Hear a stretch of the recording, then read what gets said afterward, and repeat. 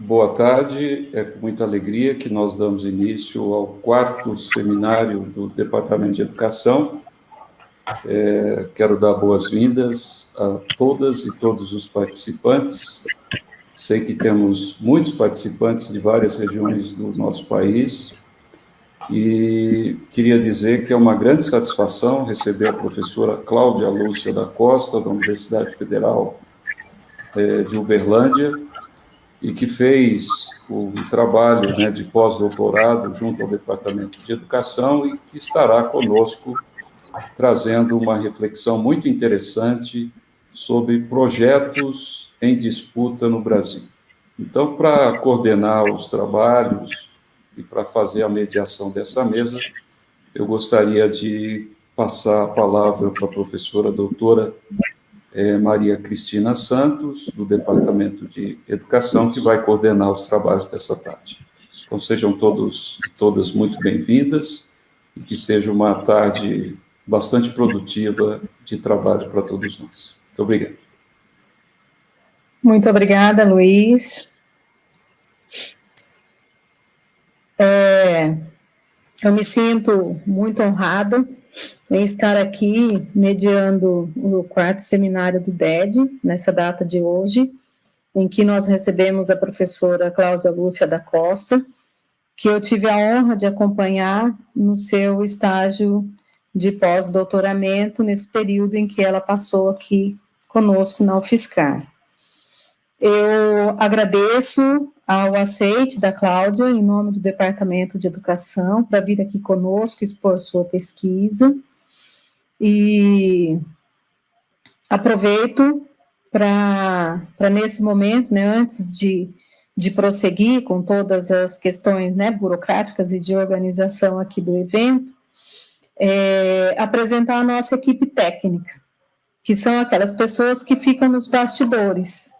E sem essas pessoas, nós não conseguiríamos, né, colocar o evento no ar. E eu quero já de antemão agradecer pelo empenho dessas pessoas na realização desse evento. E nós contamos aqui, para essa tarde de hoje, né, para essas horas que vamos passar aqui, com o trabalho, né, do Giovanni Rafael Braga, que é um estudante de tecnologia da informação no SENAC São Carlos, e que está em São Carlos. Eu acho que essa é uma questão interessante. Cadê o Giovanni para a gente ver? Queremos te ver, Giovanni. Ah, menino cresceu, que bonitinho. Muito obrigada, Giovanni, pelo seu trabalho aqui conosco, nessa tarde. Nós temos também a Luciane Teixeira da Silva, que é aluna nossa do doutorado em educação, do programa de pós-graduação em educação da UFSCar, que está em Belém, no Pará, contribuindo conosco de tão longe, e essa é uma coisa boa, né, que uma das poucas coisas que essa condição em que nós estamos possibilita, que é essa integração e essa comunicação e a produção, né, de eventos como esse, a longa distância, e integrando pessoas, né, de regiões tão distantes do país. Luciano, obrigada pelo seu trabalho, pela sua dedicação aí durante todo o período, organizando conosco aqui essa atividade. Apresento também Ana Beatriz de Aguiar Caetano Pegoraro, que é estudante do curso de Química da UFSCar, que está em São Carlos. Boa tarde, não consigo ligar a câmera, perdão. Ah, tá, ok, Ana Beatriz, boa tarde, muito obrigada. Glauciene Pinheiro da Silva, que é nossa aluna, estudante também, só que do curso de Pedagogia da UFSCar, que está falando conosco de Américo Brasiliense. Muito obrigada, Glau, sempre tão presente, sempre tão atuante conosco na universidade. Muito obrigada. E também, né, lógico, o professor João Virgílio Tagliavini, que é professor do Departamento de Educação, que também está em São Carlos. E eu estou, né, em Caraguatatuba, fazendo essa live aqui da casa do meu filho. E a professora Cláudia está em Uberlândia, o professor Luiz Roberto está em São Carlos, né? E cada um trabalhando em lugares diferentes e nas atividades de ensino, nas atividades de pesquisa e nas atividades de divulgação também do nosso saber.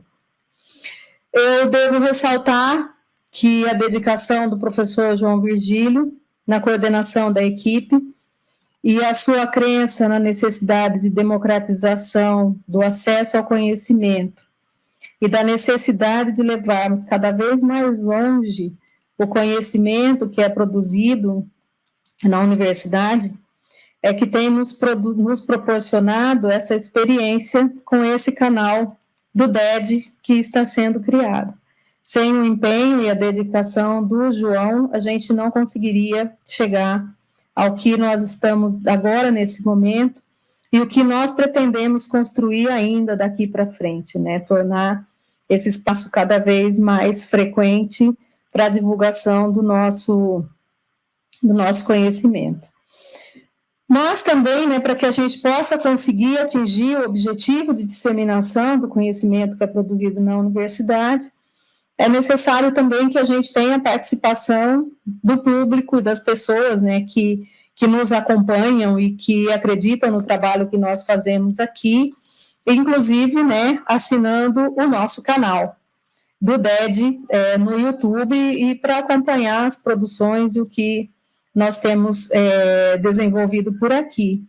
E é esse compartilhamento e essa participação que vai incentivar e fazer com que a gente trabalhe mais e que a gente coloque mais esse canal, né, como um espaço mesmo de compartilhamento e de comunicação do Departamento de Educação com os demais, com a sociedade brasileira como um todo. Bom, sem mais delongas, e feitas as apresentações, eu vou, então, agora convidar a professora Cláudia Lúcia da Costa para entrar aqui e compartilhar comigo dessa mesa agora. A professora Cláudia Lúcia da Costa é professora do quadro efetivo do Instituto de Ciências Humanas do Pontal, da Universidade Federal de Uberlândia. Ela é graduada em Geografia pela Universidade Federal de Goiás, campus de Catalão. É mestre em Geografia pelo Instituto de Estudos Socioambientais da Universidade Federal de Goiás e doutora em Geografia pelo Instituto de Geografia da Universidade Federal de Uberlândia. E ela tem, a tese que ela defendeu é sobre o ensino de geografia. E a professora Cláudia também trabalha com estágio nas experiências acadêmicas dela, e ela recentemente concluiu o pós-doutoramento dela, como eu já disse antes, no Departamento de Educação aqui da Universidade Federal de São Carlos. E as áreas em que ela atua é de ensino de geografia, de estágio de geografia e de geografia humana. Eu quero já, Cláudia, dizer que foi uma honra ter você conosco aqui na UFSCar. Foi um momento de muito aprendizado mútuo, né? E eu passo agora para você a palavra para que você apresente a sua pesquisa, o seu trabalho, né, tão lindo e tão rico. Muito obrigada. Olá, boa tarde a todas, a todos, a todes. Quero dizer que é uma alegria estar aqui hoje, né, em tempos tão difíceis, esses momentos são muito importantes para nós, e quero agradecer imensamente ao Departamento de Educação da UFSCar, pelo convite para esse seminário, para a apresentação da minha pesquisa, dos resultados, e em nome da professora Maria Cristina, do professor João Virgílio, quero agradecer a toda a equipe pela realização desse seminário, pela oportunidade de estar aqui com vocês hoje. é realmente uma satisfação para mim poder estar em mais esse espaço com vocês, né, que sempre foi de muito aprendizado, como disse a Cris, aprendizado mútuo, né, durante a minha trajetória na UFSCar. Bom, eu vou pedir, por favor, que vocês, professor João, por favor, coloque a tela da apresentação que eu passei, e eu vou, então, trazer algumas questões para a gente conversar, e vou fazer uma fala inicial, né, a gente vai trazer algumas questões, mas a gente pode aprofundar um pouco mais no debate, conforme já colocado aqui pela Cris, né. Bom, a minha apresentação, a Cris já fez, né, mas eu quero destacar que a minha pesquisa no estágio pós-doutoral, ela é fruto do meu trabalho na cidade de Ituiutaba, né, na Universidade Federal de Uberlândia. Então, foi a partir da minha experiência com as escolas de Ituiutaba, através dos estágios, e de participação nas ocupações de 2016 nessas escolas, é que surgiu o interesse por essa pesquisa, né? E então, a escolha do tema está associada aí ao meu trabalho. Eu quero destacar o ingresso na UFSCar para o estágio pós-doutoral, mais uma vez, né, e a minha participação nas atividades de orientação com a professora Cris, tanto as atividades de orientação individual, como também coletivas, a participação que eu tive no GPEC, e toda essa participação, ela foi muito importante para a minha trajetória, não só para a pesquisa, mas a minha trajetória enquanto profissional, enquanto docente, que foi extremamente enriquecida nesse processo. Pode passar, por favor, para a próxima tela.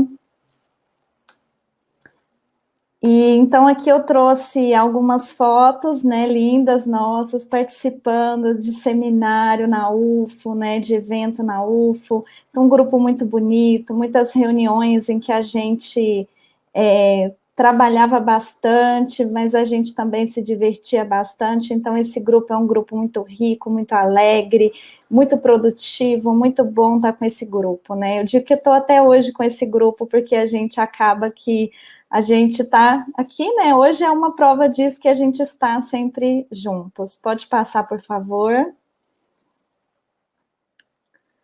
Bom, então, a minha pesquisa, ela intitula-se Projetos de Educação em Disputa no Brasil, uma análise das políticas neoliberais e do movimento Primavera Secundarista de 2016 em Ituiutaba, Minas Gerais.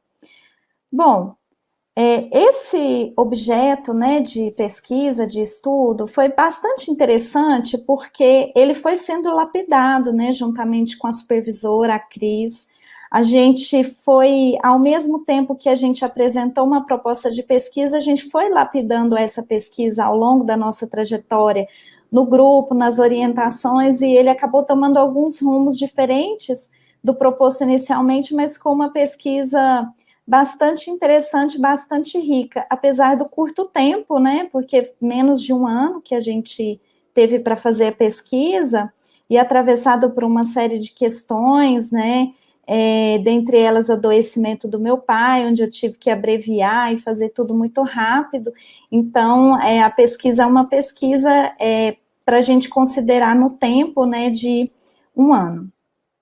Então, esse tema, ele partiu das observações das ocupações das escolas por estudantes secundaristas no município de Ituiutaba, no contexto das ocupações de escala nacional, que teve abrangência em diversos estados brasileiros. O objetivo, né, os principais objetivos da pesquisa foram compreender os projetos de educação em disputa, o projeto neoliberal vigente, o seu movimento contraditório e as práticas sociais insurgentes, as ocupações secundaristas de 2016. E a gente, nesse diálogo com o nacional, o movimento nacional, a gente fez um destaque para Ituiutaba.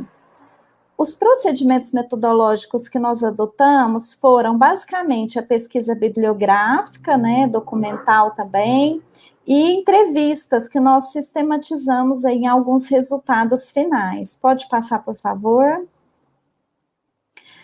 Bom, a gente utilizou alguns referenciais, nós utilizamos o David Harvey e o Ricardo Antunes para discutir um pouco das questões do neoliberalismo, e trouxemos aí Saviani, Gramsci, para falar um pouco do neoliberalismo e educação, do projeto de educação neoliberal posto para nós, Martins e Lavoura. Estudamos também, né, pesquisamos os documentos da BNCC, que era alvo aí, né, das ocupações de 2016. Também a gente, além da análise da BNCC do ensino médio, a gente fez um estudo de alguns pontos da LDB, do Plano Decenal de Educação e do manual do coletivo O Mal Educado, que era um guia que foi utilizado aí durante as ocupações dessas escolas, né? Eu vou trazer um pouco mais de informações ao longo da minha apresentação. E aí a gente, então, apresentou o nosso relatório de estágio pós-doutoral, e a gente fez uma sistematização, trazendo uma discussão, né? A gente fez uma introdução, depois a gente discutiu neoliberalismo e projeto neoliberal de educação. Em seguida, a gente discutiu esse movimento da primavera secundarista, as perspectivas e os limites do movimento secundarista de ocupação das escolas de Tuiutaba, Minas Gerais. Fizemos algumas considerações finais. Pode passar, por favor. Então, inicialmente, nessa pesquisa, nós fizemos um levantamento sobre o neoliberalismo em sua fase atual, né, e trouxemos aí, a partir do Ricardo Antunes, principalmente, e do David Harvey, uma discussão que é a respeito dessa fase do capitalismo, né, atual, marcada pela hegemonia do capital financeiro, dada a crise da acumulação dos anos 70, levando o capitalismo a uma reestruturação produtiva que tensionou a relação capital-trabalho.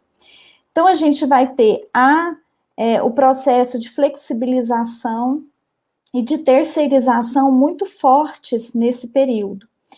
E, nesse sentido, a precarização, ela aparece como uma estratégia de dominação via hegemonia do capital financeiro. Então, flexibilizar é a precarização, segundo esses autores. E nós temos vivido isso na pele nos últimos anos, principalmente com relação às questões educacionais, né, o processo de precarização, de uberização, ele tem avançado e atingido o contexto educacional.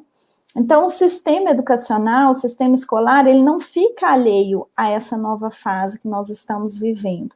Ao contrário, o neoliberalismo atinge a educação com uma forte onda de privatizações, mudanças no currículo, militarização das escolas.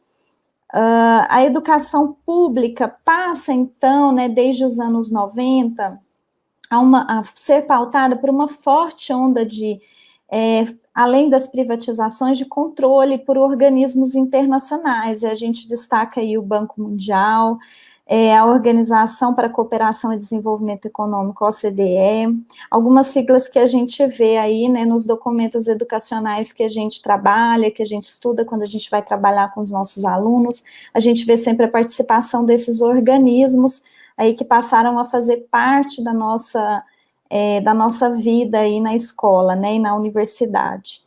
A gente estuda bastante isso. Então, esses documentos, eles vão trazer uma orientação para a educação mais voltada para a empregabilidade, para que o modelo dos projetos de habilidades e competências tenham uma função mais voltada somente ao mercado de trabalho e não uma formação humana como um todo, e também o sentido de trabalho, esse sentido de trabalho posto pelo neoliberalismo, né, por esse processo de flexibilização, de precarização, e o modelo de habilidades e competências também que é posto, né, que é colocado, da forma como é trazido por esses documentos, por esses organismos internacionais, né. O Giovanni Alves vai dizer que a escola capitalista é uma pequena fábrica onde se cultivam a disciplina e o assujeitamento da classe. Então, esse é um projeto, né, que a gente está dizendo neoliberal para a educação posto para nós hoje. Eu vou pedir para passar, por favor.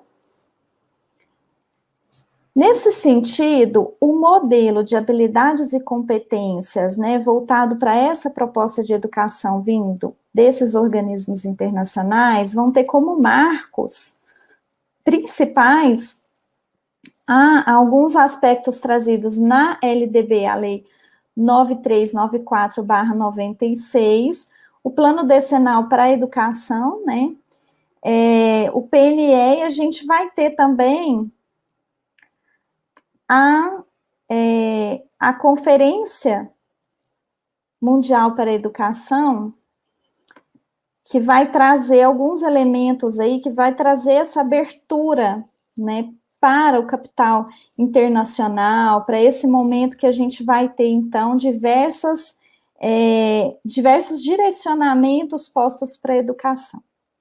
A mais recente manifestação concreta desse processo ocorreu com a homologação da Base Nacional Comum Curricular, a BNCC, em 2017. Eu coloco mais recente, porque era o mais recente marco para essa pesquisa, para esse contexto, para esse momento, né? Caracterizando-se por ser um documento de caráter normativo, com papel de nortear os currículos dos sistemas e redes de ensino das unidades federativas, assim como as propostas pedagógicas de todas as escolas públicas e privadas de educação infantil e do ensino fundamental.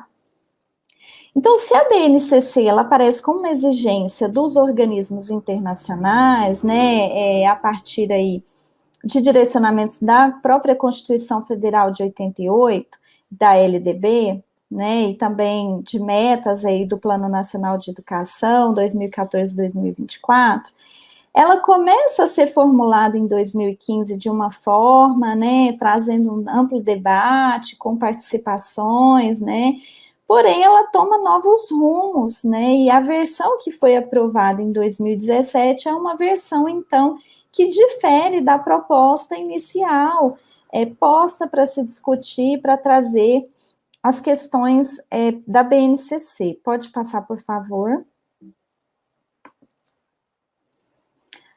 A escola, ao ser instituída, então, como forma predominante da educação na sociedade do capital, e sujeita, portanto, a toda a ordem de contradições inerentes a essa estrutura social, segundo Mascarenhas, et al., torna-se um importante campo de disputas político-ideológicas no interior da luta de classes.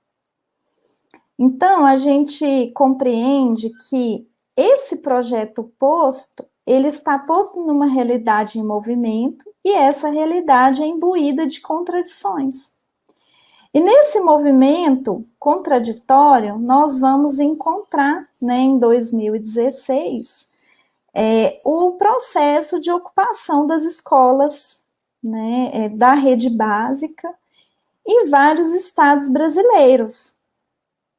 Isso foi uma reação ao contexto político que estava posto, uma reação à questão da BNCC, né, que era colocada até então, e a gente vê também uma contestação tanto ao político, como ao econômico, ao educacional e à própria ordem imposta pelo capitalismo.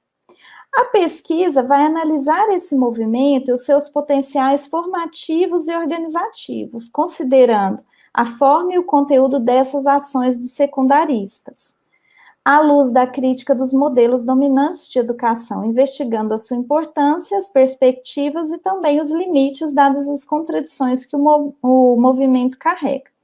Então, uma questão bem interessante da nossa pesquisa foi que, inicialmente, nós propusemos compreender, né, e trouxemos aqui a compreensão da importância desse movimento, né, de tudo que ele traz de inovador e da força que ele carrega, mas nós também vimos algumas contradições que aconteceram no decorrer dessas ocupações, que nos chamaram a atenção e que nós também apontamos na nossa pesquisa. Pode passar, por favor. Em 2016, primeiro, assim, acho que é importante dizer que esse movimento, ele começa, na verdade, como eu coloco no relatório, em 2015. Em 2015, a gente vai ter o início desse movimento de ocupações, principalmente nos estados de São Paulo e no Paraná, devido a algumas reorganizações que aconteciam nas escolas naquela época, que era a questão de fechamento de várias escolas, aglutinação de escolas, realocação de alunos, principalmente.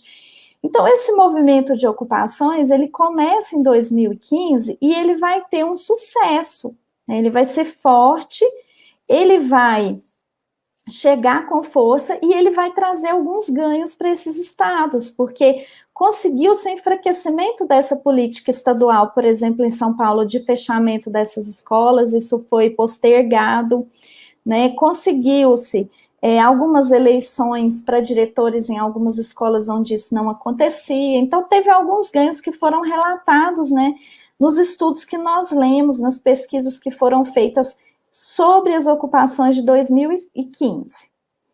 E em 2016, né, já advindo desse movimento de 2015, vários estudantes brasileiros começam a se mobilizar contra as propostas do governo federal, que era, na época, a PEC 55, que tornou-se a EC 95, e a reforma do ensino médio. E isso culminou nas ocupações das escolas paulistas e mineiras, e ocupações das escolas paranaenses, né? Isso foi se espalhando, começou primeiro em São Paulo, no Paraná, e foi se espalhando, e Minas Gerais teve um destaque também nesse processo das ocupações, né? Nós tivemos aí 850 instituições que interferiram na vida social de quase todos os 399 municípios do estado.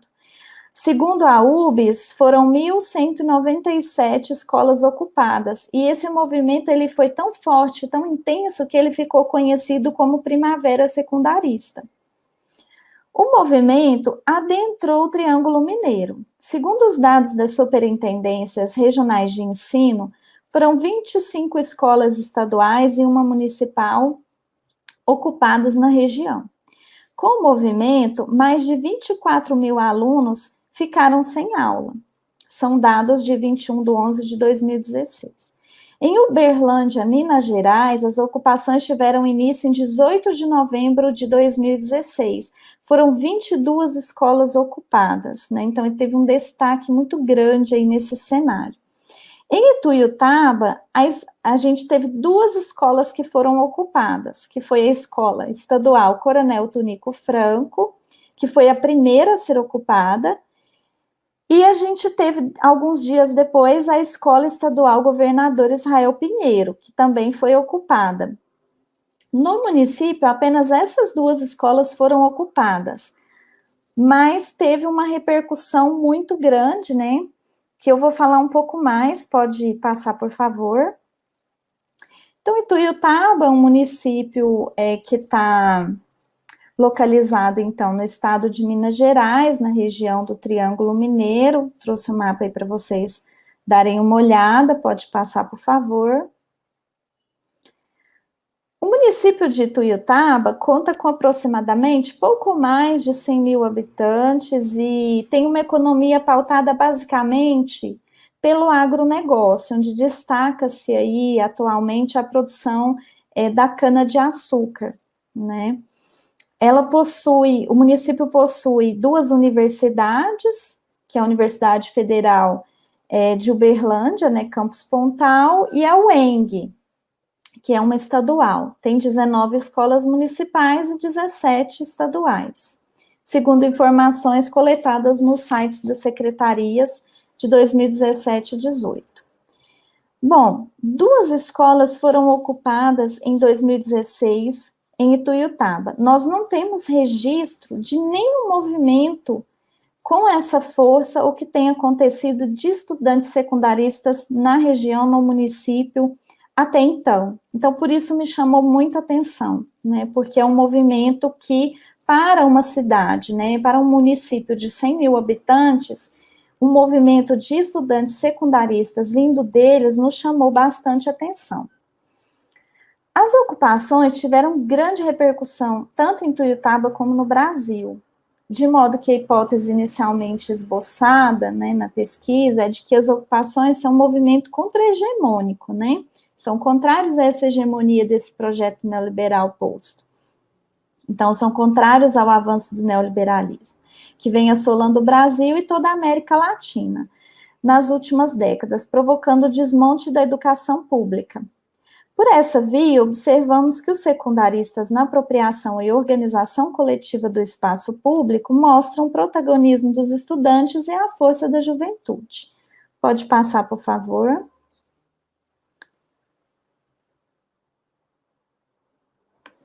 Bom, deixa eu só abrir umas anotações que eu fiz aqui, que eu quero complementar, que nós tivemos dois importantes movimentos, né, que chamaram a atenção, movimentos estudantis, que foi a Reforma de Córdoba, de 1918, que ficou conhecida como a primeira greve geral da história do movimento estudantil, e em 2006, no Chile, a Revolução dos Pinguins, no qual os estudantes ocuparam mais de 600 escolas, reivindicando gratuidade do exame de seleção, reformas na educação e passe livre.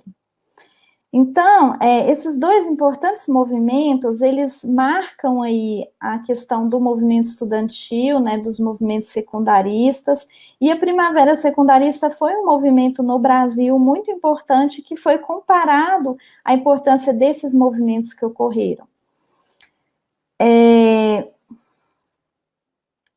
Deixa eu ver o que mais que eu quero complementar antes de seguir.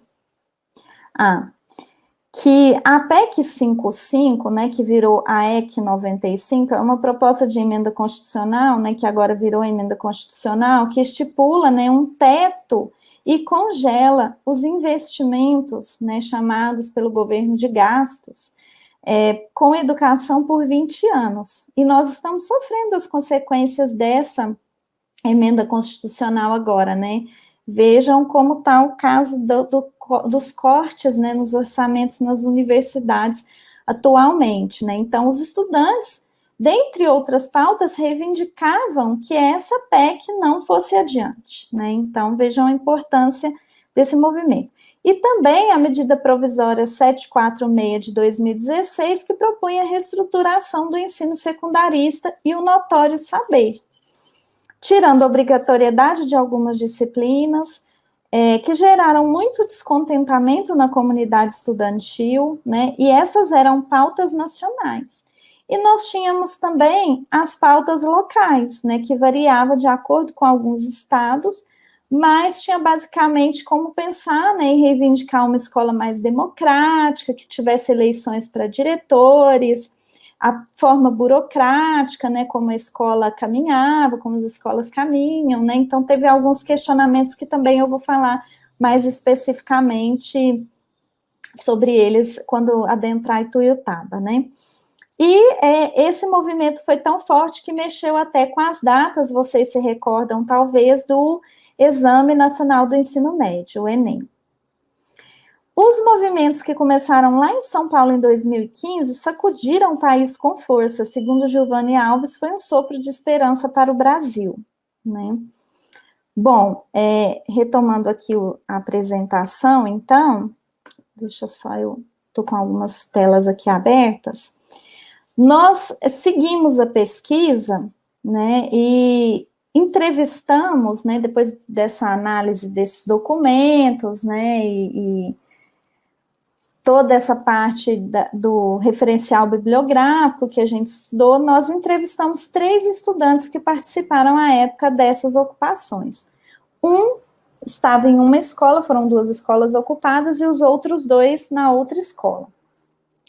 Os estudantes relataram que eles acompanhavam as notícias pelo Brasil e decidiram, então, ocupar essas escolas, né?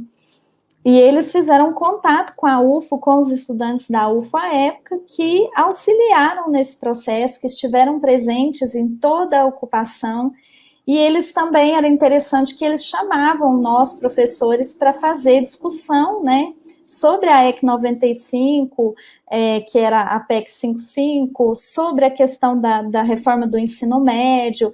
Eu mesma fiz, junto com colegas da pedagogia, várias palestras em várias outras escolas também, mesmo não ocupadas, sobre essas reformas, né, e também nós fizemos discussão com os pais, né, teve alguns momentos com os pais. Então, os estudantes, eles acompanhavam, eles debatiam essas reformas, nós participamos, né, enquanto UFO, e os estudantes mostravam que eles conheciam esses documentos e que eles estavam inteirados do que estava acontecendo no país, né, e que eles queriam saber mais sobre esses documentos, sobre como eles seriam afetados, e eles queriam reivindicar a escola pública, a qualidade do ensino, uma escola democrática, né, e eles se sentiam prejudicados, né, somando-se a isso as pautas locais. Os professores do estado de Minas Gerais estavam naquele momento com seus salários atrasados e sem receber 13º. Então, somou-se essas pautas, né, além de algumas pautas também que eram o descontentamento com a organização escolar, que não era democrática, segundo os alunos relataram para nós, né, são os relatos das entrevistas. Na época das ocupações, os estudantes de Tuiutaba questionavam também diretores que estavam anos, né, há anos à frente da gestão escolar de algumas unidades, a necessidade de eleições para essas diretorias, né, e também uma maior participação estudantil e da comunidade escolar nas decisões, a questão dos grêmios estudantis. Então, tinha uma série de reivindicações locais. Pode passar, por favor? E aí eu trago algumas fotos que eu mesma fiz durante as ocupações, né? Essas duas fotos aí são das duas escolas ocupadas, né? A época que os estudantes, então, colocavam os seus cartazes, né, com as suas reivindicações, e isso gerou, pode passar, por favor, vejam lá, né, a manifestação contra a medida provisória, né, da reforma do ensino médio, pode passar, por favor. Esse próximo, que estamos lutando por nossos direitos, e a sigla da escola, né, Israel Pinheiro, pode passar, por favor. E se não resistir e desocupar, entrega tudo para ele, então, o que será? Né, uma frase do crioulo, pode passar, por favor. E aqui é um momento que, à época, eu era diretora da seção sindical do Andes da ADUF, e estávamos eu, uma colega do Pontal, professora da pedagogia Karina, e o advogado da ADUFO, José Carlos. Nós estávamos na ocupação, durante uma assembleia, discutindo a questão se ia desocupar, se não ia, polícia na porta. Então, a gente teve toda essa participação nessas ocupações, né, que foi a partir dessa participação, como eu disse anteriormente, que me despertou uma curiosidade em compreender um pouco melhor desse movimento. Pode passar, por favor? Bom, o movimento das ocupações das escolas traz uma forma de organização coletiva importante e diferenciada. Isso foi destacado no movimento em todo o Brasil, tanto nos movimentos de 2015 como de 2016. Né, essa coletividade se dá no sentido de uma aproximação que se constrói entre estudantes, no interior do movimento, deles com os professores. A gente observou muito isso em Tuiutaba, que tinha vários professores, tanto da escola como professores convidados da universidade, que se aproximaram muito desses estudantes, os professores entre si. Então, como a coletividade e esse ambiente solidário, né, ele fertiliza essa melhor condução dos trabalhos na escola, né? Então, os alunos tinham aulas, né, de todas as disciplinas que os professores se dispuseram a trabalhar. Eles tinham aulas e eles se interessavam e eles queriam estar lá, né, porque era um ambiente diferente do que eles estão acostumados. Então, eles estavam presentes, alguns pais também estiveram na ocupação, ficavam, dormiam, né? Então, a gente teve também uma aproximação com os professores, os funcionários das escolas. Muitos estudantes relataram para nós na entrevista, né, não só nessas 3 entrevistas que eu fiz, mas quando eu estava também nas ocupações, que desconheciam, assim, a rotina de alguns funcionários terceirizados, né, de pagamentos atrasados, de professores estarem em dificuldade. Então, a gente viu que muita coisa veio à tona e foi coletivamente visto e discutido, né. Além disso, os alunos queriam cuidar da escola. A gente chegava e eles estavam lá fazendo limpeza, cuidando da alimentação, eles queriam uma escola bem cuidada, então eles tinham um interesse, uma visão da escola. Por exemplo, em Tuiutaba, eles fizeram atividades de reformaram com a ajuda de professores portas estragadas, pintaram alguns espaços, então teve uma série de atividades que foram promovidas.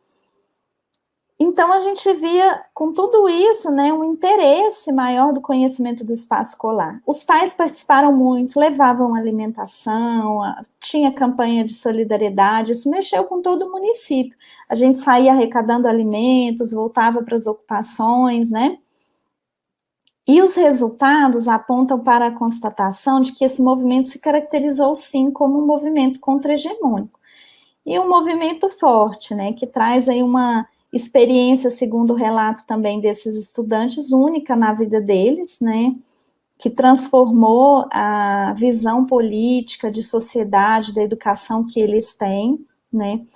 A recorrente ideia de ocupações que fossem autônomas e que não se vinculassem a partidos políticos e a instituições burocráticas, começou a aparecer, então, na nossa pesquisa. Então, a fazer toda essa análise, né, a gente começou tanto na parte documental, quanto também nas entrevistas, a gente percebia que havia sempre frisando, e quando a gente estava lá, né, por exemplo, até quando eu estive como sindicato, com assessoria jurídica, existia sempre uma preocupação dos estudantes em colocar o seguinte: vocês são de algum partido político, vocês estão aqui com algum movimento social, alguma coisa, porque a gente não quer se vincular a nenhum movimento. E isso me intrigou pela minha trajetória sindical, militante, eu fiquei bastante intrigada com esse aspecto das ocupações. E aí eu fui investigar, então, um pouco mais, foi onde eu descobri que havia um coletivo chamado Coletivo Mal Educado, né, tem até um livro que foi escrito sobre as ocupações, e ele vai trazer esse coletivo, ele vai traduzir um manual,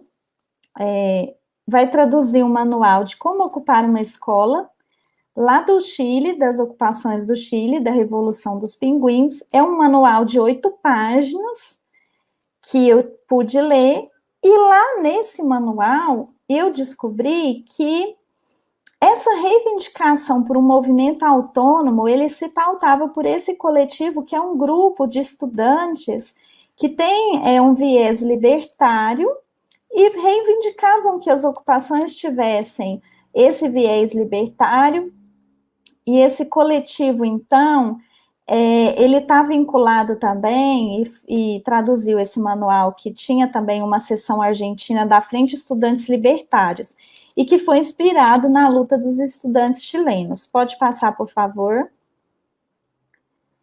E aí, as ocupações, elas têm uma série de particularidades que a gente vai verificando aí no decorrer desse processo, né?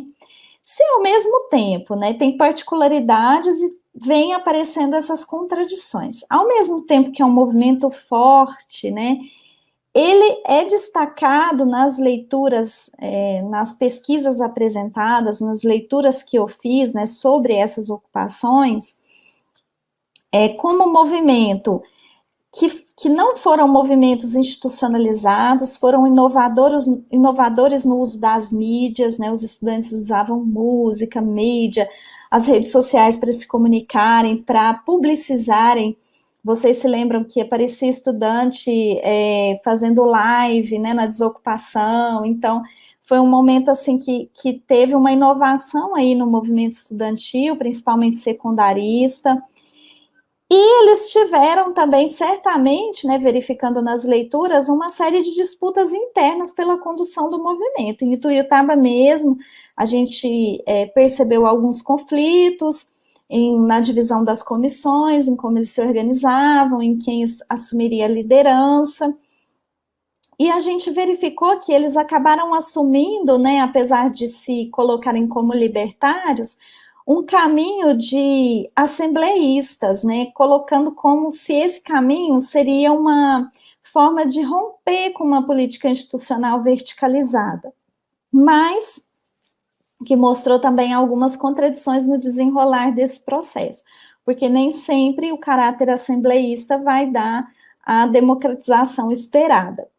Em Ituiutaba, a gente teve importantes ganhos com esse movimento. A gente teve a formação política desses estudantes, a comunicação com outras escolas do município, de outros estados. Os estudantes, eles destacam bastante a organização interna da escola nesse período, como que eles aprenderam com isso, o pensamento coletivo das lutas, o interesse pelas aulas, as temáticas discutidas, as atividades desenvolvidas nas escolas. Então, a força e o enfrentamento. Esses estudantes tiveram conquistas de conseguir estabelecer grêmios em algumas escolas, grêmios estudantis. Alguns relatam, teve o relato de um desses entrevistados que disse que teve que mudar de escola porque sofria uma certa perseguição por conta da reivindicação por eleição para diretor. E então, com o movimento, a gente percebeu que as lideranças estudantis, elas se destacavam e, ao mesmo tempo que isso era uma força, também teve o enfrentamento pós-ocupações, né, mas não foi alvo da nossa pesquisa mais detalhada. Então, eles permaneceram, eles sempre destacaram que permaneceu muitos dias resistindo às ameaças, enfrentando os ataques, e certamente foram ganhos muito significativos. Alguns, inclusive, destacam-se por participar do movimento estudantil nas universidades onde atualmente estão estudando. Pode passar, por favor. A luta contra a reorganização do sistema escolar mobilizou estudantes secundaristas das escolas públicas de todo o Brasil, jovens da classe trabalhadora, pois afetou exclusivamente a escolarização desse segmento da sociedade. E ao assumir a posição de resistência e confronto com a política educacional atual, os secundaristas esboçam uma noção de educação política com limites visíveis demonstrados nas entrevistas, que apontam a necessidade de valorizarmos a história dos partidos, as contribuições para a construção do movimento estudantil, o enfrentamento à ditadura no Brasil e a força de tantos outros movimentos de resistência e luta na América Latina. Por que eu destaquei esse trecho, né, das considerações finais da pesquisa? Porque o que a gente percebia bastante, né, que ao mesmo tempo que o movimento era forte, teve alguns ganhos e mostra essa força, essa aversão aos partidos, né, teve até um momento do livro que fala lá do Escola de Baderna, né, que é o livro que trata das ocupações, que eles têm um trecho que eles relatam assim, e foi nesse momento que eu li esse trecho que me entregou fazer essa pesquisa, que as escolas de São Paulo, elas receberam a visita do MTST ou MST, não me lembro agora qual dos dois movimentos, e eles levaram uma bandeira para a ocupação. E aí eles relatam lá assim, logo após a saída deles, a gente conversou e foi muito bacana e tudo, prestaram a solidariedade às ocupações, nós pegamos essa bandeira e ela virou a cama do gato da ocupação. Inclusive, este tópico chama a cama do gato. E eu fiquei muito intrigada, por que essa aversão? Então, a gente foi descobrir, né, que era uma versão muito mais do que apartidária, ou até talvez fosse pluripartidária, mas partiu para o antipartidarismo mesmo, né? No sentido que a gente observou que isso era dado o enfoque desse viés libertário e que isso trazia um limite para a ocupação. Qual o limite que a gente observa? Que o movimento se esvai em si. A EC 95, então, ela passa ela foi normatizada, virou emenda constitucional, a reforma do ensino médio acontece, e aí a gente destaca que havia aí um grande potencial nesse movimento, porém, ele se esvai em si e não ganha força a partir do momento que ele nega, né, que ele nega uma junção de toda a classe trabalhadora, de toda a sociedade que nesse momento era afetada por essas medidas, através da histórica luta trazida tanto pelos movimentos sociais quanto também pelos partidos e pelas entidades estudantis, né? Porque havia uma negação também das entidades estudantis.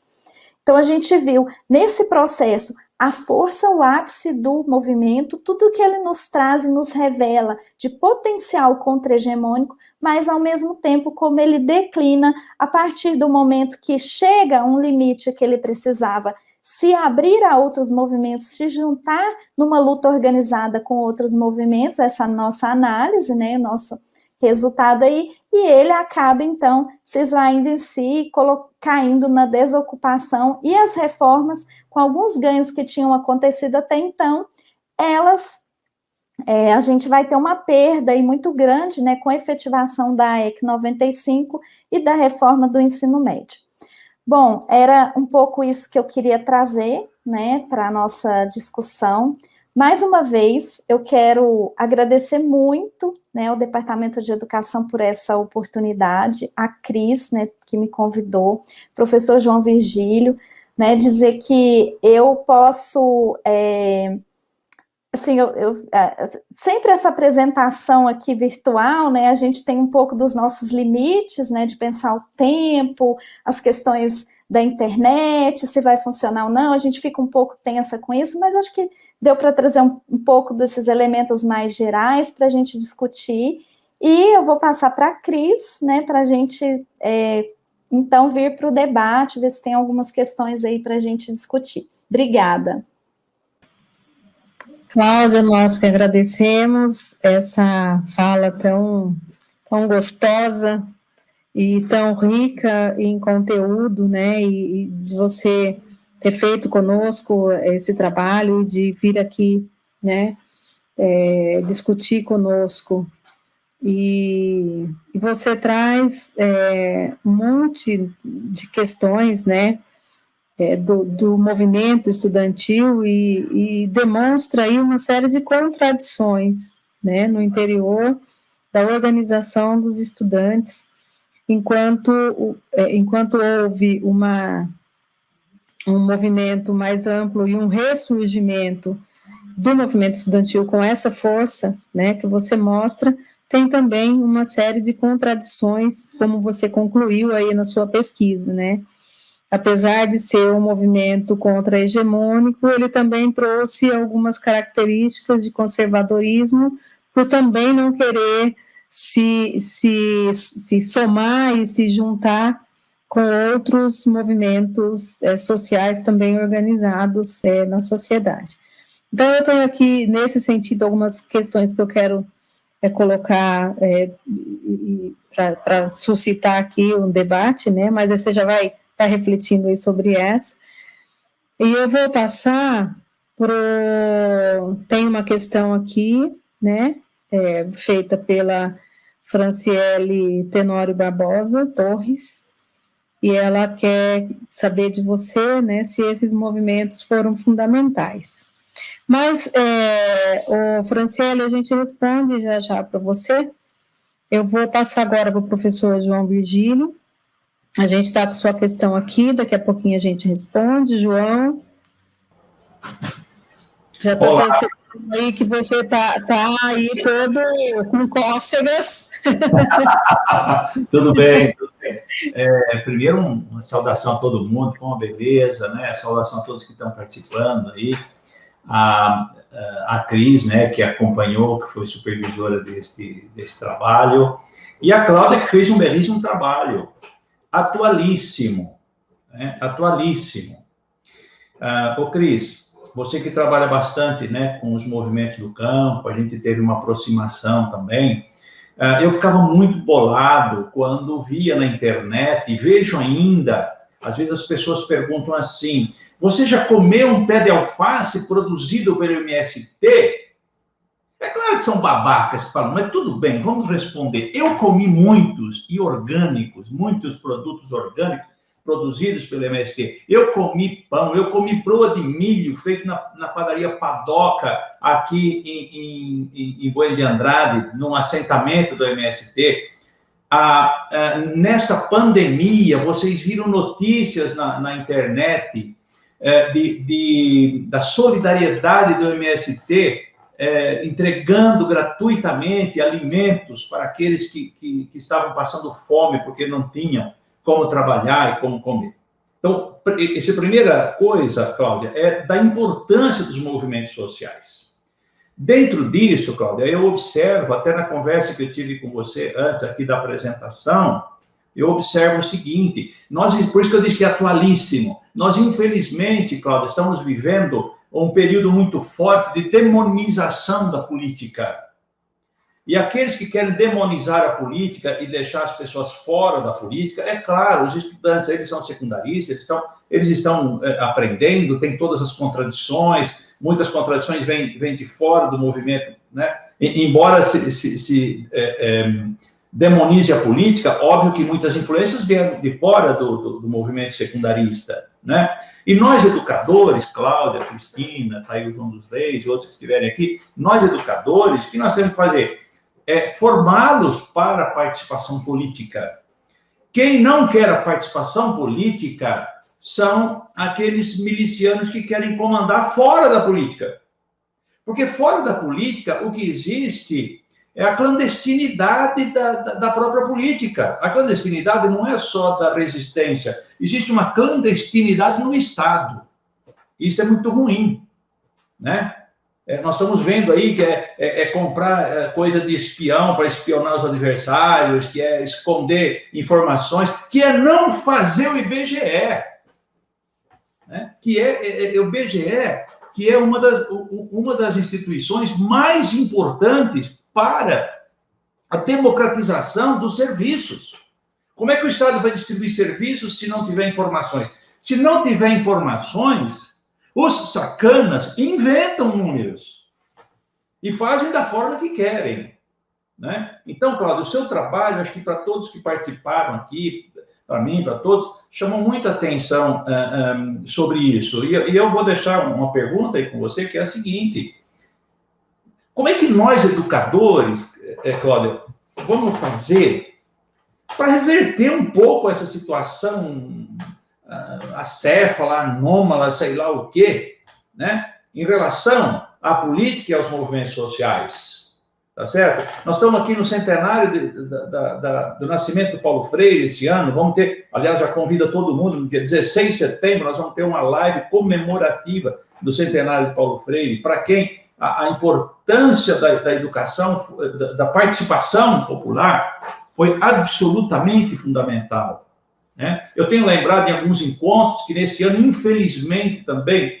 nós perdemos o Padre Ticão, que era um dos incentivadores dessa participação, que estava no movimento de resistência desde os tempos áureos da teologia da libertação, e nós o perdemos dia 1º de janeiro. Faço aqui uma homenagem a ele, como eu tenho feito esse ano, e que dizia, Cláudia, numa das últimas conversas que eu tive com o Padre Ticão, ele me dizia o seguinte: quando a presidente do PT assumiu, era Gleisi Hoffmann, né? Ele teve uma conversa com ela e disse assim: o que faltou foi exatamente a capilarização da política. Foi que as ideias de transformação do Estado, de benefícios sociais, de uma nova política, deveriam ter chegado aos bairros, aos quarteirões, aos núcleos, formação de núcleos de todo tipo para fazer a resistência. Mas, enquanto isso, não, entrou uma ideia de demonização da política. E essa demonização da política entrou só nos últimos anos do governo popular, né? Nos outros 450 anos, nos outros 500 anos, perdão, não se falava tanto, não se demonizava tanto a política, mas agora resolveram demonizar. Tá? Então, Cláudia, a questão é, além de colocar tudo isso aqui, né, a minha reflexão, a parte que olha, foi provocada agora pelo seu trabalho. Né? Cláudia, Cris, nós, educadores, o que nós vamos fazer? O que nós precisamos fazer mais? Né? Os professores aqui de Tirapina, São Carlos, Unicef, todos que estão participando aqui, eu vi gente aqui de Brasília, de Araraquara e tal, vocês que estão lá na educação infantil, conversando com as crianças da educação infantil, lá começa a educação política, né? E aí, Cláudia, pelo trabalho que você fez e pelo que você sentiu dessa aversão à política e aos movimentos sociais, qual que é a sua conclusão para o nosso trabalho de educadores? Obrigado. Muito obrigada, João. Cláudia, como que você prefere responder a questão colocada pelo João? Ou a gente vai aqui nas questões colocadas pelo pessoal, ou você responde a do João e depois a gente vai para as outras? Eu acho que eu posso responder um pouco a Franciele e o professor João, e a gente vai dialogando, pode ser? Sim, pode. Tá. Então, a Franciele pergunta se os movimentos foram fundamentais, né? Eles são muito importantes, né? Sem dúvida, eles são fundamentais nessa luta, né? Na contra-hegemonia, no enfrentamento ao que está posto por esse projeto neoliberal de educação. Então, não tenho dúvidas, né? Na pesquisa não temos dúvidas da importância desses movimentos, né? De ocupações que ocorreram em 2015 e 2016, e também os ganhos que eles trouxeram, né, em algumas questões mais pontuais. E aí, entrando no que o professor João coloca, exatamente nesse enfrentamento mais amplo, né, as políticas que foram propostas, as reformas, que a gente fala até as contra-reformas, né, na verdade, que o movimento não alcança exatamente porque ele tem um limite, né. E aí, nós estamos vivendo nesse contexto atual, isso que vem, né, desse negacionismo que casa muito bem, negacionismo da ciência casa muito bem com aquele movimento escola sem partido, né, e isso ataca a profissão docente, ataca a nossa profissão de uma forma a tentar fazer também, a meu ver, um negacionismo da intencionalidade da educação, né? Quais são os projetos, qual é o projeto posto de educação para nós, para a classe trabalhadora, né? E que há uma educação diferente para ricos e para pobres. E isso, a gente, enquanto educador, tem perdido ou tem se sentido ameaçado ou com dificuldades, muitas vezes, de pôr às claras esse projeto. Então, penso, professor, que o nosso papel é clarear para os estudantes, para a sociedade, o mundo em que nós vivemos, né? Esse sistema capitalista e como ele está posto para nós, enquanto projeto educacional, nas escolas, nas universidades, o sucateamento, a precarização, o que culmina esses cortes, né, essas contrarreformas, todos esses ataques que a gente vem sofrendo, né, e como o nosso enfrentamento a isso, ele vem também sendo rebatido nesse contexto, como está sendo rebatido até vacinação, né, com esse discurso negacionista, né, de dizer, olha, se você reclamar sobre os cortes na educação, você está sendo partidária, você é comunista, né, então a gente ganhou nomes, apelidos e perseguições, né, tem até projeto de lei da família Bolsonaro para perseguir comunista, né, efetivamente, então foi criado todo esse cenário para dificultar essa nossa atuação, né? E a gente precisa, a meu ver, enquanto educadores, não ter medo, né? A gente não pode ter medo de fazer o enfrentamento. E o enfrentamento é dizer qual é o projeto que está posto para nós, quais são as condições de trabalho que nós temos, né? Quais são as questões postas hoje para a educação e como é que a gente pode enfrentá-las, né? De forma coletiva, de forma a se pensar, por exemplo, toda essa mesmo pensar as formas, né? De tantos ataques que a gente está sofrendo, todo dia a gente acorda, chega uma coisa diferente, né? A gente não sabe nem mais contra que a gente luta, né? Então, é tanta coisa que a gente precisa ter a clareza que a nossa luta é contra esse sistema que está posto, né? Então, porque a gente ficar atacando uma contra-reforma, isso está deixando a gente no gargalo. A gente precisa, a meu ver, ter essa clareza de que a nossa luta ela é maior, ela é contra o sistema posto aí, né? E acho que é um pouco isso, a gente vai dialogando, não sei se respondi, Cris. Ok, Cláudia, muito obrigada. Responde, e João, só uma questão, né, dentro dessa que a Cláudia coloca e o que você colocou aí, né, a sua provocação em relação aos movimentos sociais, né, e principalmente em relação ao MST. Então, uma coisa que é importante na composição dos movimentos sociais, para além de produzir materialmente, né, no caso do MST, essa questão que você coloca, né, que é uma visão preconceituosa, distorcida, disseminada pela elite nacional a respeito dos movimentos sociais, principalmente dos movimentos de luta pela terra, e nós temos acompanhado aí o ataque e o cerceamento às comunidades quilombolas, às comunidades indígenas. Hoje mesmo houve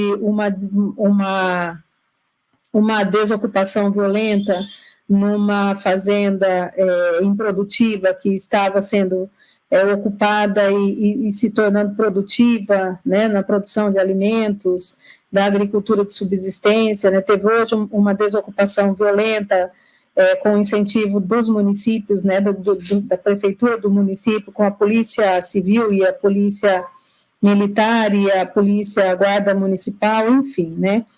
É um movimento amplo de produção, mas, ao mesmo tempo, há toda uma construção ideológica, toda uma construção política no sentido do desmonte e da destruição física também desses movimentos. Então, é uma questão que a gente não pode desconsiderar e que tem se agravado no país, né, a partir de 2016, a partir do golpe, e a gente sabe disso.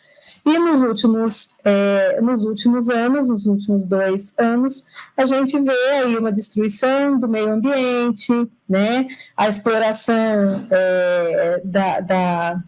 e a derrubada da madeira, que a gente está aí com um conflito muito grande, né, a punição aos fiscais que trabalhavam e desenvolviam o seu trabalho, né, aos funcionários públicos que estavam no exercício da sua função, que era de proteger o meio ambiente, de proteger a natureza, né, de proteger a nossa reserva biológica, a nossa reserva natural, enfim, né. A gente está passando por um momento muito conturbado, como a Cláudia já colocou, na nossa política. Então, não é só uma produção material que alguém vai necessariamente consumir, né? Existe também uma produção imaterial, uma produção ideológica. E essa produção ideológica, né, que os movimentos sociais produzem também, né, tem a ver com concepções contra-hegemônicas de sociedade, de produção agrícola, né, de oposição, mesmo de mostrar que existe possibilidade de se produzir, de que se tem uma agricultura em outros modelos que não seja a agricultura capitalista, né, e que é possível que se produza alimentação saudável, que mantenha a vida das pessoas, né, com mais longevidade, com menos agrotóxico, com menos destruição da natureza, Então, isso tem a ver com concepções de produção, né, menos destrutivas e mais saudáveis, tem a ver com a produção orgânica, de produtos orgânicos, que não é agressivo nem ao meio ambiente, nem às pessoas, como tem também, né, a questão da distribuição das terras, ou seja, uma visão mais solidária e fraterna do que é público, do que pode ser utilizado por todos, e como tem também a concepção, né, da solidariedade de classe, que se constrói, né, a partir dessa movimentação, dessa mobilização dos trabalhadores, essa unificação dos trabalhadores. E eu acho que essa é uma questão, né, que a Cláudia até pode falar para a gente depois, que foi exatamente o que foi combatido no movimento da ocupação das escolas. Era não criar essa identidade. Por isso, os trabalhadores não podiam se unir aos estudantes. Era como se os sindicatos não poderiam se unir, os movimentos sociais organizados não poderiam se unir, mas eu tenho certeza que organizações não governamentais estiveram lá presentes. E eu acho que a Cláudia tem aí, né, como eu costumo dizer para os meus orientandos, pode ser um projeto de vida. Tem outros elementos, né, que se pode discutir a partir daí, né? Se esses novos movimentos sociais, quais são as características desses novos movimentos sociais e até que ponto eles não estão contribuindo para a despolitização da sociedade, inclusive para a despolitização dos trabalhadores e dos estudantes. O que nós, enquanto educadores, podemos fazer, João? É discutir tudo isso com eles, né? É trazer todos esses elementos para eles. E, de alguma maneira, né, mostrar a luz no fim do túnel ou olhar para fora da caverna, né? Enfim, não sou eu que tenho que falar aqui, é a Cláudia, mas enfim, o João provocou e eu respondi. Cláudia, nós temos aqui uma outra questão que a Flavinha Gomes traz para a gente, e ela pede para você falar um pouco mais e trazer algumas possibilidades de uma articulação mais fortalecida diante de movimentos fragmentados, como você colocou, que muitas vezes acabam em si mesmo, né? Existe alguma possibilidade? Quais possibilidades são essas? Obrigada, Flavinha, pela questão. Eu acho que é muito importante, como a Cris traz, né, aponta, os movimentos sociais, né? Os movimentos sociais, eles estão numa crescente e também numa crescente de ataques, né? A gente tem acompanhado e nós temos compreendido que a gente aprende muito com os movimentos sociais. E a Cris destaca um ponto aqui que, a meu ver, é fundamental, que é a solidariedade de classe, né? Não fosse nesse momento que a gente vive as cozinhas solidárias do MST, do MTST, nós estaríamos com um nível de mortes muito mais elevados por fome, né? Por falta de comida no prato. Então, só em Uberlândia, nós temos 5 cozinhas solidárias do MTST, né? Então, em Tuiutaba agora inauguramos uma, né? Está sendo inaugurada uma cozinha. Então, os movimentos, eles nos ensinam a luta. Então, esse movimento de ocupação das escolas nos ensina a luta na perspectiva da juventude, da força da juventude. Mas ele se torna um movimento fragmentado, né, que tem um limite, Flavinha, que é justamente não se agregar com todo o movimento da classe trabalhadora, né, não trazer a luta mais ampla e não colocar as questões como questões, além de pontuais, questões mais amplas da classe trabalhadora necessárias para o enfrentamento ao sistema capitalista, né. Acho que a gente precisa pensar que esses movimentos, né, eles estão nos trazendo questões muito importantes, né, A gente está em casa agora, né, nesse momento de pandemia, passando por toda essa dificuldade de pandemia, de morte, de perdas, de ensino remoto, né, tanta coisa caindo na nossa cabeça, desmonte. Enquanto isso, os movimentos, eles estão sofrendo despejo, desocupação, né, criminalização. E agora, mais do que nunca, eu vejo a necessidade do nosso engajamento nas frentes amplas de luta, que estão sendo postas aí para nós. E nós chegamos no limite, assim, num limite, a meu ver, do tensionamento da luta de classes, que nós precisamos nos organizar com toda a segurança e ir para a rua. Né? Não tem outra forma, porque é na rua que nós vamos derrotar o que está posto para a gente. É a força da classe trabalhadora nas ocupações, seja nas ocupações, não necessariamente quando a gente utiliza aqui, né, as ocupações das escolas, eu estou dizendo que nós temos que ocupar as ruas, né? Nós precisamos ocupar as ruas. E isso é uma contradição muito grande, porque a gente está num momento que nos isola e que é o momento que mais necessita da nossa união. Nunca foi tão forte o Proletários Univos, né? Nunca foi tão forte. Então, é tão necessário, né, que a gente chegou num momento, a meu ver, que nós não podemos mais olhar para mais de 400 mil mortos.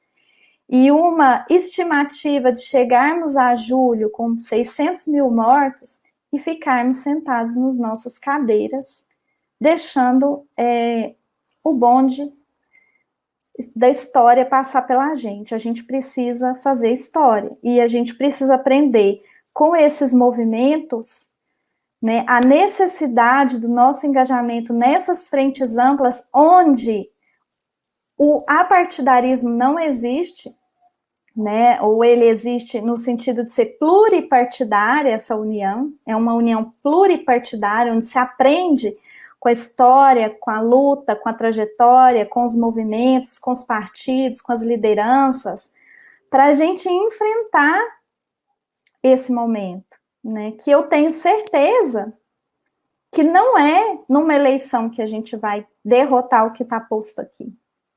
Né? Não é sentado esperando uma eleição, não é com uma eleição. Essa é a minha perspectiva. Mas sim um enfrentamento muito maior, muito mais amplo, que requer de nós o emergencial, que é derrotar o que está nos destruindo nesse momento, né, que é essa política genocida que está posta aqui, e ela é genocida de todas as formas. Ela é genocida porque não vacina a população, ela é genocida porque não põe comida no prato, porque não garante renda mínima, e ela é genocida porque mata os espaços públicos, porque quando não nos vacina, não nos permite o encontro, não nos permite a articulação das ideias, né? E nós estamos sofrendo de várias formas, né? Por exemplo, com esse ensino remoto, né? Quantos estão ficando para trás? Quantos, né? Se nas próprias universidades as pessoas não estão conseguindo, eu acho que vocês estão enfrentando o mesmo que eu, estou com turma de um aluno, né? Eu que dava aula para 40, 50, cheguei a ter aula com um aluno, né? Porque a aula se realiza na sala de aula, né? Porque já é difícil para a classe trabalhadora ir para a sala de aula, já tem que enfrentar a sua vida cotidiana dura para ir para uma sala de aula. O pobre, quem mora na favela, na periferia, não tem nem celular, né? E a gente nega essa realidade quando a gente defende o ensino remoto, né? Quando a gente fala que isso aqui é aula, não é aula. Aula é outra coisa, né? É uma forma que a gente tinha nessa contradição de se comunicar e de tentar fazer, de alguma forma, chegar alguma coisa às pessoas, mas nós precisamos fazer uma análise lúcida, né? Clara do que está posto. Então, quando a gente fala de movimentos sociais, e quando a Cris aponta muito bem aqui, né? Estudar esses movimentos sociais, é estudar essa realidade em movimento que está posta para nós, e como os movimentos, de uma forma mais ampla, eles podem nos instrumentalizar para a luta, né? E esse instrumental vem da força desses movimentos, porque eu vejo, recentemente nós fizemos uma atividade em Uberlândia com as cozinhas solidárias, as pessoas estão lá, de máscara, nos ensinando que é lá, fazendo a comida, distribuindo a comida com segurança, que lá está a solidariedade de classe, para a nossa classe sobreviver a isso e reagir a isso, né? Então, a gente precisa pensar, a gente precisa refletir em cima dessa contradição que está posta, e o momento agora avançaram sobre nós e nós precisamos avançar sobre eles, né? E precisamos avançar não mais resistindo, porque estamos cansados de resistir, estamos cansados. Nós precisamos agora dar um passo à frente enquanto classe trabalhadora, né? E todos os movimentos, eles são fundamentais, mas o que a gente precisa é de uma reorganização da classe trabalhadora como um todo, unida juntos nesse enfrentamento, né? Não temos mais o momento e o contexto para fragmentação, né? Nós temos as nossas particularidades, os nossos limites, e sabemos disso, mas também sabemos quando temos que caminhar juntos, né? Eu acho que agora a gente precisa refletir bastante sobre isso. Ok. Cláudia, muito obrigada. Nós temos aqui mais uma questão, né, que é colocada pela Carol Superti, tem um pouco a ver com essa questão que você acaba de falar agora, né, dessa condição mesmo que a gente está vivendo. E aí ela pergunta qual a importância e o papel das redes sociais relacionando o ensino de política no contexto brasileiro atual, né? E ainda complementa, como a rede social pode ajudar no ensino e na aprendizagem de política, sendo que esse é o meio de conteúdo mais utilizado pelo mundo. Eu acho que as redes sociais estão nos dando muitas aulas, né, demonstrando quanto que o capital tem um poder, inclusive, de manipulação das massas por meio das mídias, né? E a gente tem acompanhado isso nos últimos anos. Eu acho que dá um link aí para você tratar das duas coisas, né? Existe essa possibilidade, será, da gente reverter isso? Bom, eu penso que as mídias, as redes, elas são fundamentais no momento que a gente vive, né? Hoje, elas são meio que, elas nos conectam de alguma forma, né? Traz alguns elementos importantes, a gente viu aí uma série de cursos, palestras, esse momento aqui mesmo, né? Que difícil seria reunirmos essa quantidade de pessoas presencialmente, né? Mas, como geógrafa, eu vou até recorrer aqui ao professor Milton Santos para dizer que a gente precisa sempre entender esse movimento como um movimento que é desigual e combinado, né? Então, se é o meio que hoje mais conecta, ele também é o que desconecta muita gente, né? Então, a gente precisa compreender que nós, enquanto trabalhadores e trabalhadoras, temos um acesso diferenciado. Então, nós temos lutas por acesso, né, a esses meios, nós temos luta para compreender também quais são os limites desses meios, o que é possível, né, utilizar as tecnologias, né, incorporar as tecnologias naquilo que é possível, compreendendo também a realidade que a gente vive. Por exemplo, a universidade que eu trabalho tem um laboratório com cerca de 20, 30 computadores, que deve ter 3 ou 4 que funcionam. Os meus estudantes não têm internet em casa, eles vão para a universidade fazer uso da internet na universidade, que é ruim, que não é uma conexão boa. Então, assim, eu já tive estudantes, acho que a Cris, professor João já passou por isso, que a gente teve que preencher dados de projeto em casa, ou sentar com o estudante na nossa casa para fazer isso, porque o estudante não tem acesso, né? Então, a gente precisa compreender que as redes são um dos caminhos e que a gente tem que utilizar, né? Até porque, como bem foi colocado aqui, ela é utilizada principalmente aí, né? A grande mídia hegemônica para disseminar de fake news a ideias, né, as mais diversas aí, que só nos colocam situações, muitas vezes, que não abarcam a realidade, ou que distorce a realidade, enfim. Mas a gente também tem um caminho pelas redes que é importante. Hoje a gente tem as mídias contra-hegemônicas, né, as mídias alternativas, que têm um papel importante, né, que trazem uma outra perspectiva. A gente tem espaços como esse aqui, né, a gente tem como dialogar com os nossos estudantes nesse momento, tendo o mínimo contato com o que é possível. Então, eu compreendo que a gente tem que utilizar, sim, mas um uso consciente, né, principalmente com relação a esse desenvolvimento desigual e combinado que não permite o acesso à maioria dos estudantes da rede pública brasileira hoje, né, principalmente na educação básica, onde os pais têm que utilizar, às vezes tem um celular ou um computador quando tem muito em casa, e tem que dividir entre 4 ou 5 pessoas, no mínimo, para uma série de demandas, né? Hoje em dia, quem não tem um celular ou um computador está excluído até do mercado de trabalho, porque é pedido WhatsApp para contato, é pedido envia para o meu e-mail o currículo, né? Então, até isso impossibilita pessoas de ter acesso ao trabalho, à educação, e a gente precisa pensar também nessa perspectiva, e uma das lutas é promover um acesso amplo, né? Veja com esse ensino remoto, o quanto essas empresas de internet, que vendem pacote de dados, né, essas plataformas aqui que vendem né, as plataformas privadas, quanto que elas lucraram.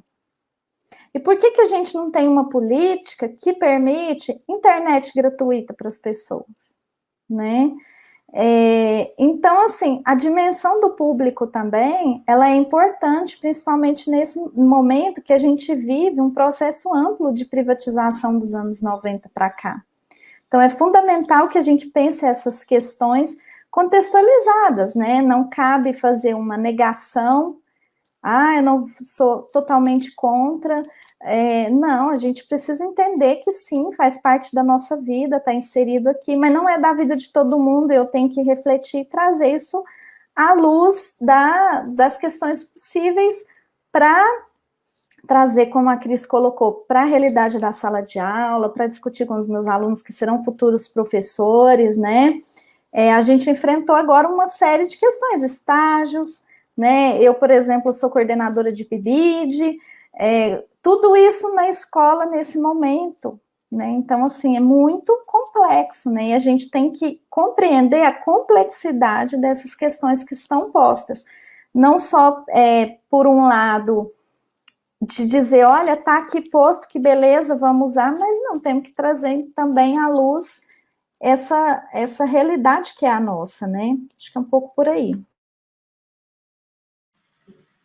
Ô, Cláudia, uma coisa interessante que você traz no seu trabalho em relação dois elementos, né? O primeiro, uma coisa que a gente viu muito aqui na UFSCar, no momento, na época da ocupação das escolas também, nós também tivemos, né, muito envolvimento, bastante participação no apoio aos estudantes da rede da educação, do ensino médio, né? Então, houve uma relação muito grande dos alunos da universidade com os alunos, no apoio aos alunos das escolas ocupadas, como também vários professores que também participaram desse movimento, né? Também dando palestras, fazendo plantão na porta da escola para proteger os meninos que estavam lá dentro contra as medidas repressivas e de desocupação da escola, né, com apoio jurídico, enfim, né, tudo aquilo que foi necessário para manter de apoio estrutural, né, e intelectual para os meninos e as meninas que estavam lá no movimento estudantil.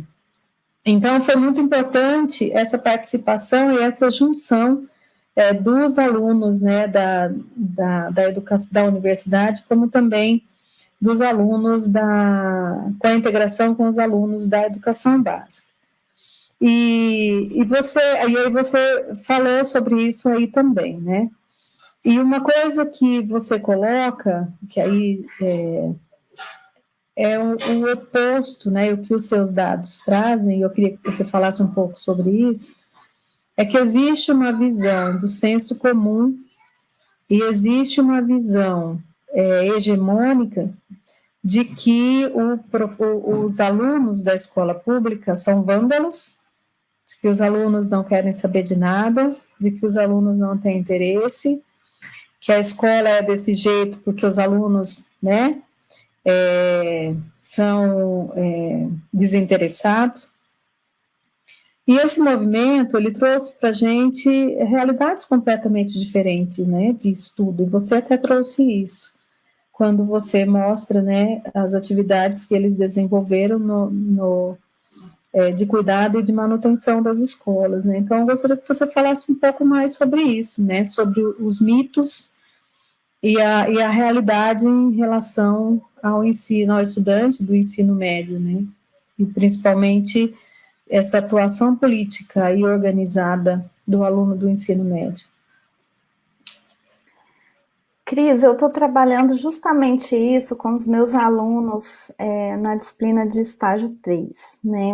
A gente fez uma discussão recentemente em que eu trago um pouco dessa que eu chamo de criminalização da pobreza de todas as formas possíveis.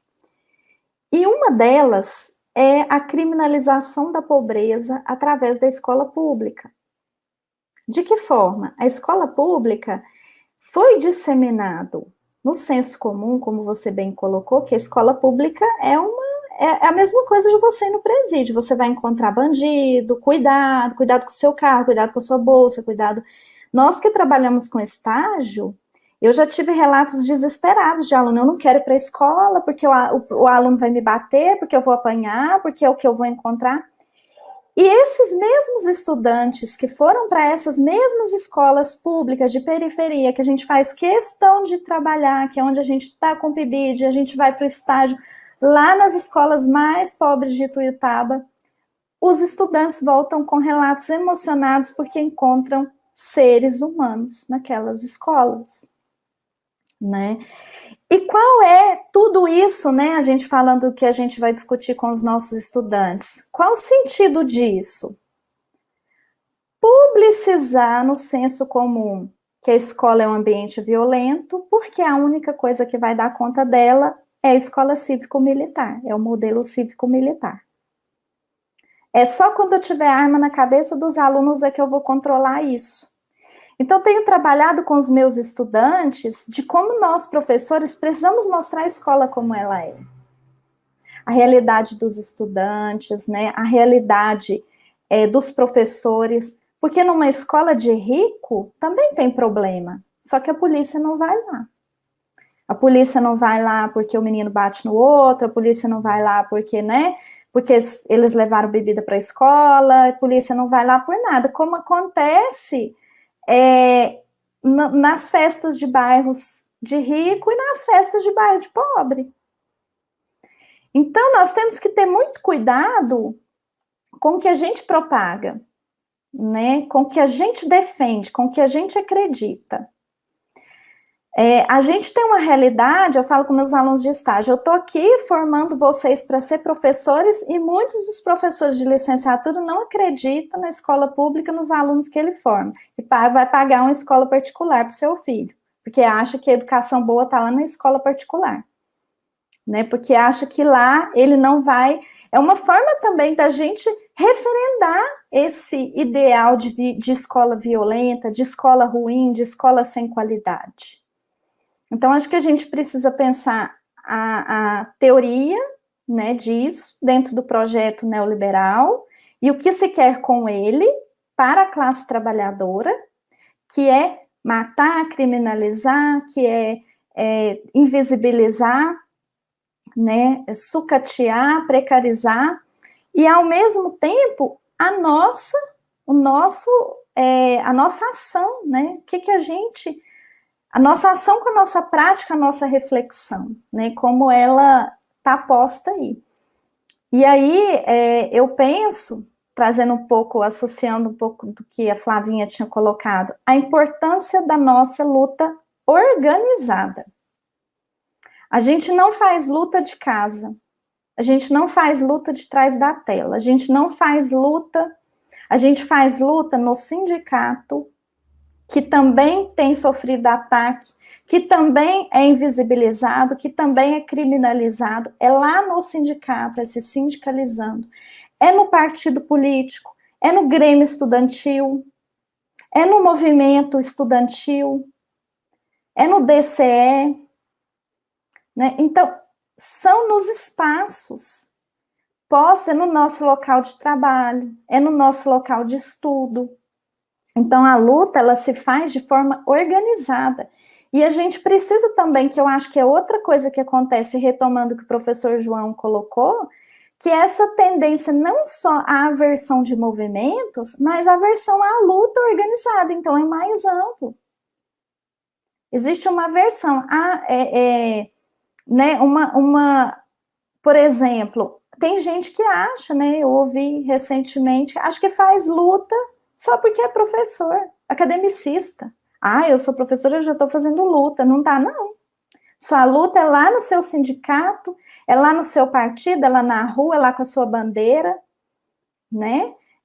Ou quando você vai para uma frente ampla e os colegas brigam, não vai levar bandeira, não, porque, bandeira dá uma coisa assim, nós tivemos recentemente, porque bandeira, não, é bandeira sim, a camiseta sim, né, por que eu não posso dar aula com a camiseta do partido que eu milito, né, com as minhas ideias, se quem está nos matando está aí com as suas ideias postas, claras e praticadas, né, então nós temos que ter mas nós não temos que temer, de novo, né? Nós temos que ter confiança e segurança de que nós, né, claro, dentro do que é proposto de um espaço de diversidade de ideias, né, de trazer debate, de promover o debate, de trazer as ideias para o debate, nós temos que trazer isso, porque nisso tudo, o que está sendo cerceado é o debate das ideias e a hegemonia de algumas ideias apenas,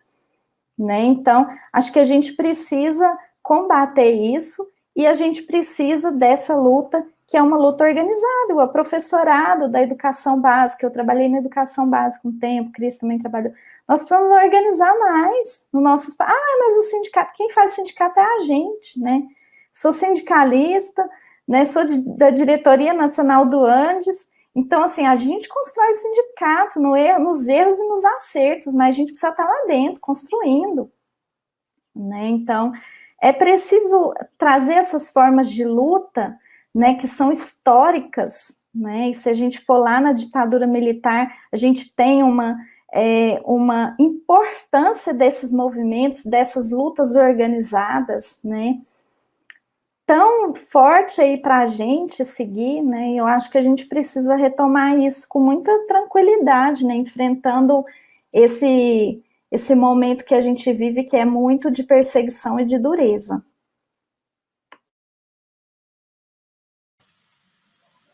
Cláudia, muito obrigada pelas suas colocações.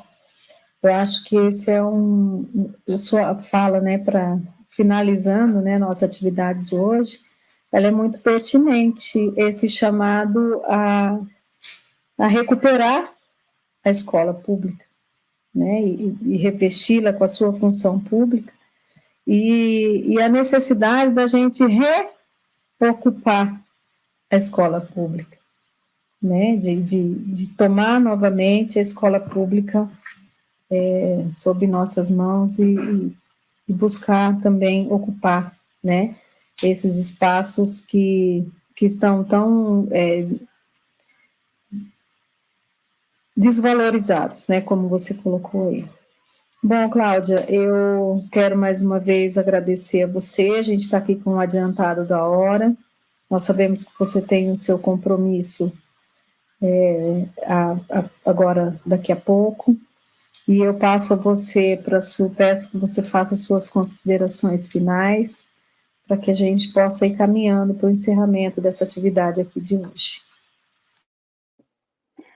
Bom, eu quero encerrar dizendo da importância dessa pesquisa para a minha trajetória, da importância de ter vivenciado um pouco da realidade da UFSCar mesmo, naquele momento não tendo as condições de me dedicar tanto, né, como eu gostaria de ter feito, e dizer que essa inserção nesse grupo, né, e trabalhar com a Cris, assim, mudou a minha trajetória bastante, né, significativamente, porque admiro muito a Cris enquanto mulher, mãe, professora, né, e me colocou lá para dar aula na turma dela, e aí eu fui ver os textos que ela trabalha, e uso os textos que ela trabalha até hoje com os meus alunos.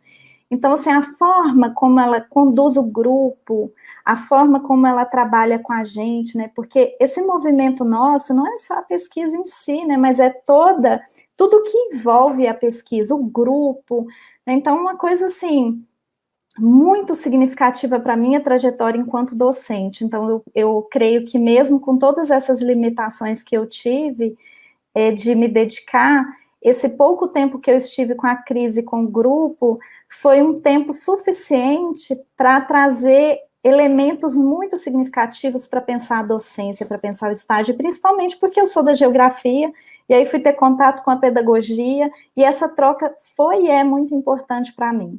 Quero agradecer mais uma vez a Cris, professor João, todo o departamento de educação, né, de pós-graduação, que me propiciou essa formação, assim, incrível, né, que eu carrego comigo com muito carinho, né, essa pesquisa, mesmo com todas as limitações, eu tenho muito carinho e acho que ela veio muito mais, como a Cris disse, para abrir um leque, né, para pensar, para pesquisar e para trazer aí elementos para a docência também, né, para o ensino, para a pesquisa e para a extensão.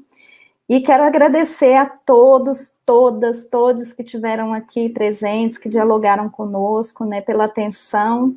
E mais uma vez, deixar um abraço para todos e a gente se encontra aí nas lutas. Obrigada. Obrigada, Cláudia, pelas palavras. Eu acho que o isolamento está acabando, mexe com a nossa parte emocional, e agora você me deixou particularmente emocionada aqui. Muito obrigada pelas suas palavras. Eu acho que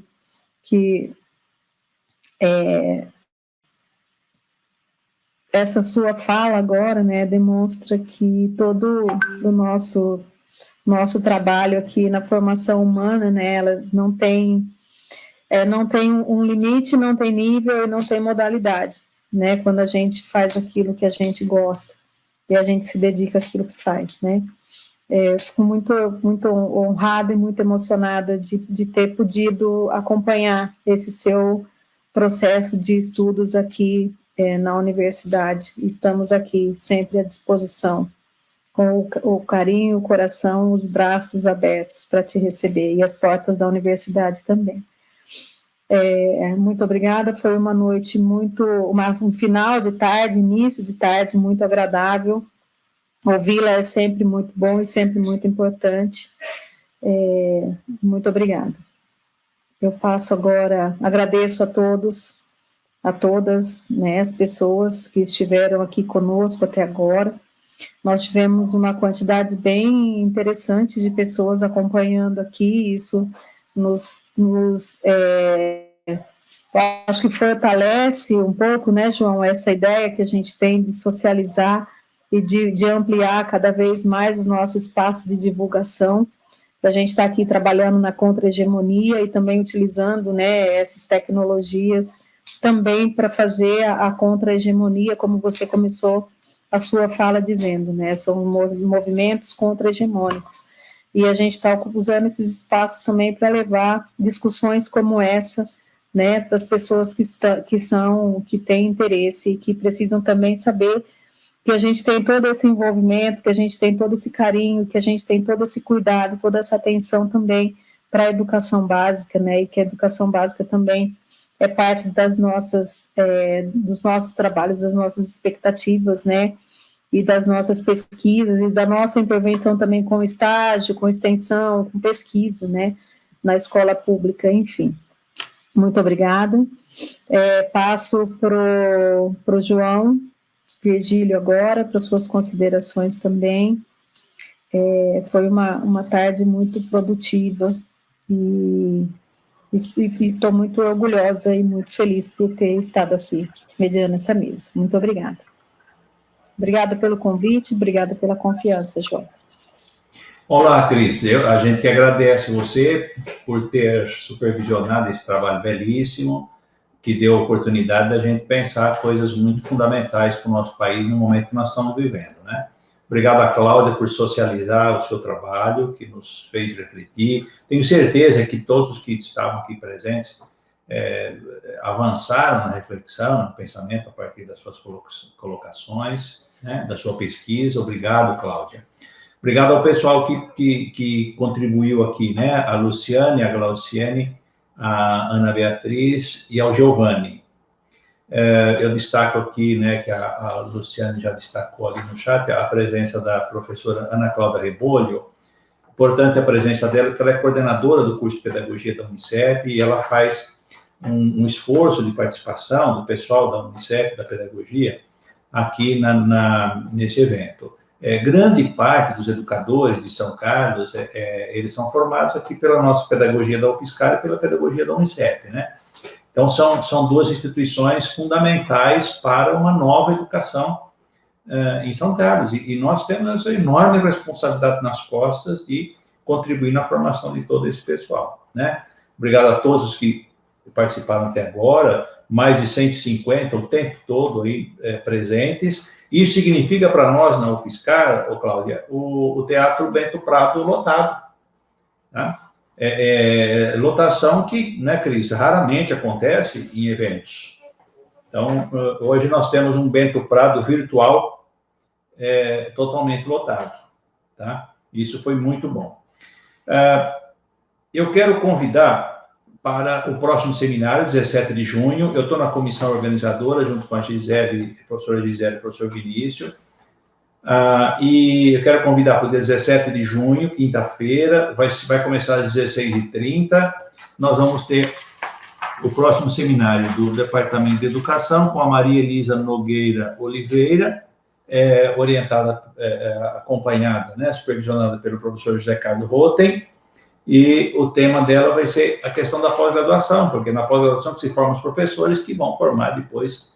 Então, é toda uma rede, né? Toda uma coisa encadeada que já está tudo funcionando bem para nós termos uma educação de qualidade. E eu encerro aqui, né, agradecendo a todos e dizendo o seguinte: desesperar jamais, né? Com Ivan Lins, desesperar jamais.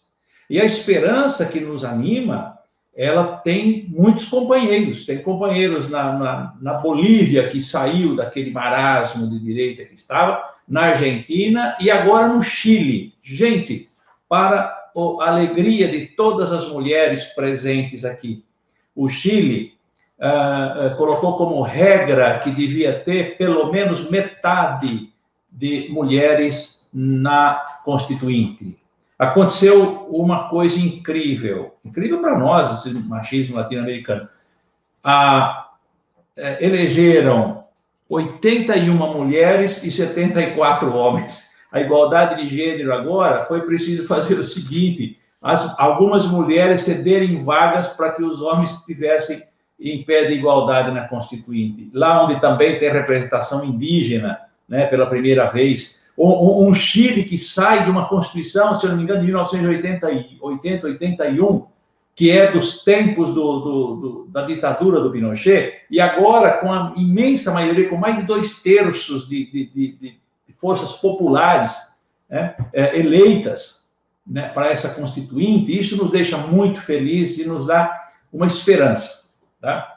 Porque nós poderíamos parafrasear o Paulo Freire dizendo assim: ninguém salva ninguém, ninguém se salva sozinho, nós nos salvamos em comunhão, e em comunhão com este chamado terceiro mundo e com aqueles que são excluídos, né?